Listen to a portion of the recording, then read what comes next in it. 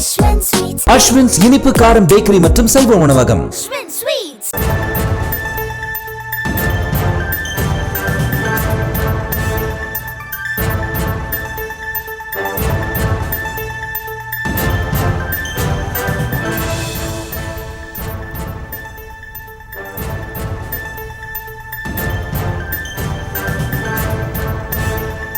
அண்மை செய்தி.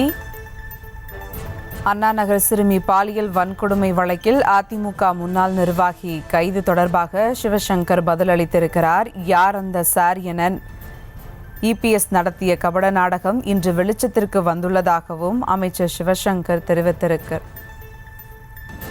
இது குறித்த கூடுதல் விவரங்களோடு இணைகிறார் செய்தியாளர் ராஜேஷ். வணக்கம் ராஜேஷ், விவரங்கள். வணக்கம். தமிழக போக்குவரத்து துறை அமைச்சர் அதிமுகவிற்கு அறிக்கை ஒன்றை கொடுத்திருக்கின்றார். அதிலே பல்வேறு விஷயங்களை அவர் சுட்டிக்காட்டியிருக்கின்றார். குறிப்பாக பாலியல் குற்றவாளிகளுடைய சரணாலயம் அதிமுக என்பது அம்பலமாகி இருப்பதாக கடுமையான விமர்சனத்தையும் முன்வைத்திருக்கின்றார்.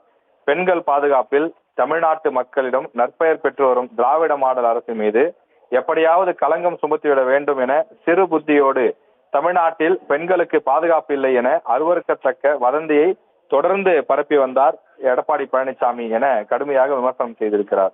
அப்படித்தான் அண்ணா பல்கலைக்கழக மாணவி விவகாரத்தில் எப்படியாவது திமுகவின் பெயரை சேர்த்துவிட வேண்டும் எனும் இழிவான நோக்கத்தோடு தொடர்ந்து யார் அந்த சார் என வதந்தி அரசியலை நடத்தி வந்தார்கள் எனவும் அற்பத்தனமான புத்திக்கு இப்போது விடை கிடைத்து விட்டது எனவும் அமைச்சர் சிவசங்கர் தெரிவித்திருக்கிறார்.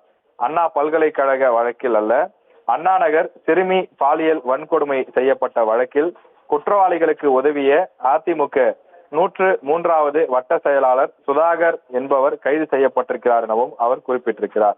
மேலும் அந்த அறிக்கையில் சிறுமியின் புகாரை வாங்காமல் இழுத்தடித்த காவல் ஆய்வாளர் ராஜி என்பவரையும் தமிழ்நாடு அரசின் சிறப்பு புலனாய்வு குழு கைது செய்து விசாரணை நடத்தி வருகிறது எனவும் குறிப்பிட்டிருக்கிறார்.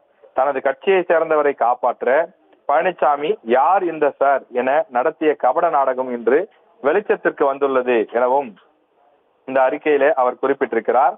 மேலும் அண்ணா பல்கலைக்கழக மாணவி விவகாரத்தில் உடனடியாக குற்றவாளி ஞானசேகரன் கைது செய்யப்பட்டு விசாரணை தீவிரமாக நடைபெற்று வந்த போதும் தமிழ்நாடு அரசு எந்த நடவடிக்கையும் எடுக்கவில்லை என்பது போல திசை திருப்பல் அரசியலில் ஏன் பழனிசாமி ஈடுபடுகிறார் என்றும் அவர் கேள்வி எழுப்பியிருக்கிறார்.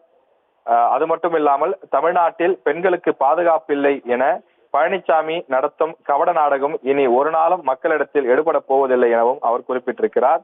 மேலும் முதலமைச்சரின் ஆட்சியில் பெண்களுக்கு குற்றம் இழைத்த யாரும் சட்டத்தின் பிடியிலிருந்து ஒரு நாளும் தப்பிக்க முடியாது என போக்குவரத்து துறை அமைச்சர் சிவசங்கர் குறிப்பிட்டு அந்த அறிக்கையை வெளியிட்டுள்ளார்.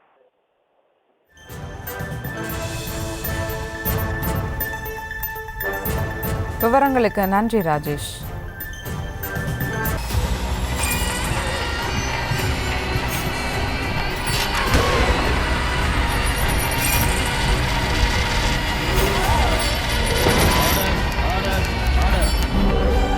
நிகழ்தகவு குற்றங்களின் மறுபரிமாணம் நாள்தோறும் இரவு 10 மணிக்கு இணைந்திருங்கள் நமது நியூஸ் தமிழ் தொலைக்காட்சியோடு.